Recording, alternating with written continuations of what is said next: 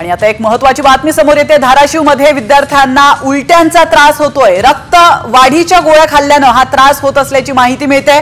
धाराशिव इथल्या उमरगा तालुक्यातील केसर जवळगा येथील गांधी विद्या मंदिर येथील 25हून अधिक विद्यार्थ्यांना उलट्यांचा त्रास होतोय।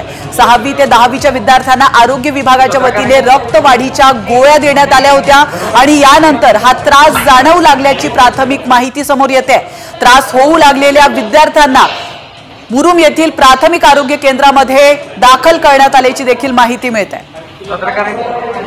तर याविषयी अधिक माहिती देण्यासाठी आपले प्रतिनिधी बालाजी सुरवसे आपल्या सोबत फोन लाईन वरून जोडले गेलेले आहेत।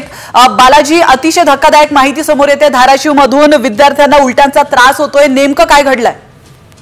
नक्कीच आपण पाहतोय की धाराशिव जिल्ह्यातील उमरगा तालुक्यातील केसर जवळगा येथील जे गांधी विद्या मंदिर ही शाळा आहे, या शाळेतील जे विद्यार्थी आहेत, जो 6वी ते 10वीचे विद्यार्थी आहेत, त्यांना रक्तवाढीच्या ज्या गोळ्या आहेत त्या आरोग्य विभागाच्या वतीने वाटप करण्यात आलेले होते आणि यामधील काही विद्यार्थी जे आहेत, जवळपास 25 विद्यार्थ्यांना जे आहे ते उलट्यांचा त्रास होऊ लागला। अगदी सकाळी हा प्रकार घडलेला आहे आणि त्यानंतर तातडीनं आरोग्य विभागाची टीम तिथंच होती। त्या सर्व शिक्षक असतील, आरोग्य विभागाची टीम असतील, त्यांनी तातडीने मुरुम येथील जे प्राथमिक आरोग्य केंद्र आहे त्या ठिकाणी त्यांना दाखल करण्यात आलेलं आहे।